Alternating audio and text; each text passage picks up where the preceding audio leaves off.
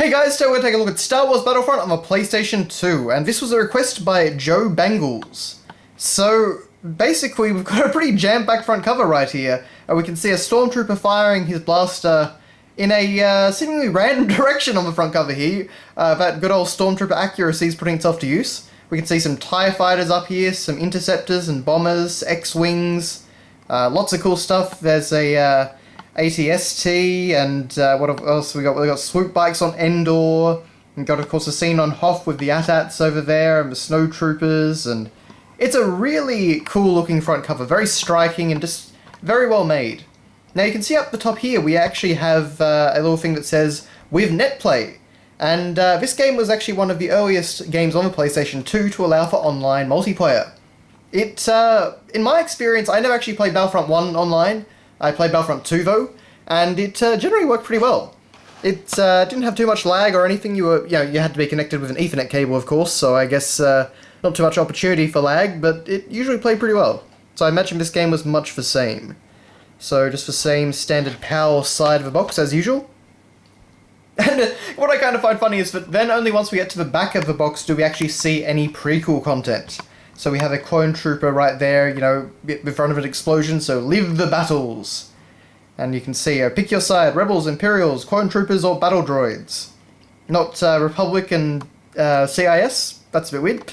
Of course, battle on unique planets from the entire Star Wars saga. I mean, you've got a pretty grand scene there. Fight up to 16 players in massive online battles. Choose your weapon wisely. Each soldier has different weapons and capabilities, of course the game had a class system. And pilot over 30 vehicles, including AT-ATs, X-Wings, and Snowspeeders. Kind of puts the new Battlefront from EA to shame, doesn't it? Yeah, this game has, as I recall, 16 planets, or at least maps anyway, to fight on. So, very different to what we got more recently.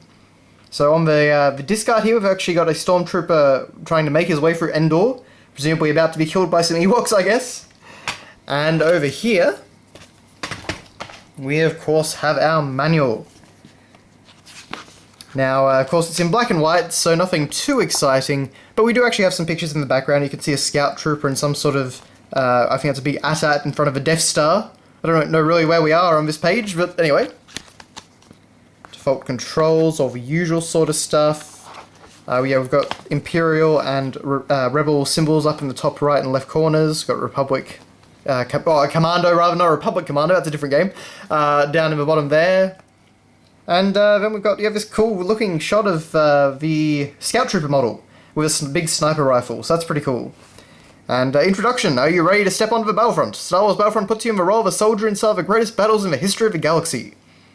So yeah, Battlefront was definitely an amazing game at the time, and even now I think it's a lot of fun. Battlefront 1 and 2, there's always arguments for which one's better. I think they honestly excel in different ways. Battlefront 1 is great in terms of, I guess, like scale and vehicles and things like that. But Battlefront 2 has, is a bit more content, and it's got, heroes in the form of Jedi and things like that. So they both have merits, and I think they're both worth picking up if you can get your hands on them. They're both pretty cheap as well. Command posts, so it's all a pretty standard manual. There are some pictures in the background of the game, but it's kind of hard to see on the camera. But we've got units, of course, so Rebel Alliance, so Rebel Soldier, Rebel Vanguard, all the different classes, so it takes you through them. Of course, you can get things like a Wookiee Smuggler. In Battlefront 2, we actually did get Boffin Spies and things, but for the Empire, we've got Stormtroopers, Scout Troopers, Shock Troopers, Imperial Pilots, and Dark Troopers. Dark Troopers was very cool because they were introduced in one of the Kyle Katarn games, Dark Forces, on the PC. And the PlayStation, actually, technically, so I was almost right. But Clone Troopers, Arc Troopers, Sharpshooters, Jet Troopers are always fun. All that sort of good stuff. But, nothing too exciting to actually look at from manual. Oh, we do have all vehicles, though. So, Scout vehicles, Heavy Assault vehicles. That's like the AT-AT, that sort of thing. Starfighters. Not that you could actually go into space in this game. You could actually fly around pretty large maps, though, and kind of engage in ground combat. That was pretty cool. Medium assault vehicles and heavy assault vehicles. So yeah, most of them are just kind of like, the IX-13 OS fighter tank. I'm not exactly sure what that is, but I'm sure I'd know it if I saw it. So single player, we had the historical campaign, so you did actually have a story mode, basically. We had Galactic Conquest, which was like a strategy mode. where you kind of, conquered planets.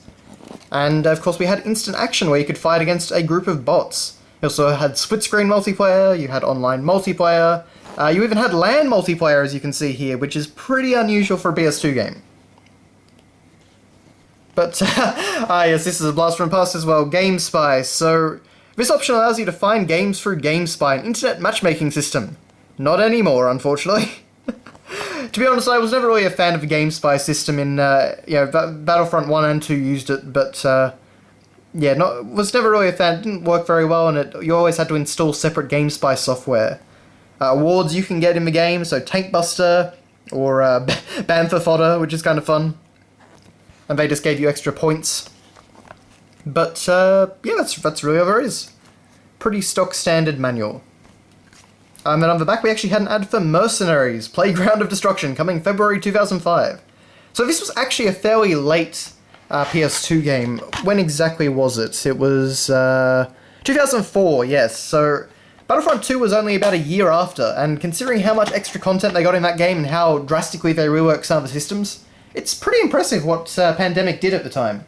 It was a shame that they had to die so early in the last console generation, but Star Wars Battlefront still stands as one of the best Star Wars games ever made, and I highly recommend it if you see a copy.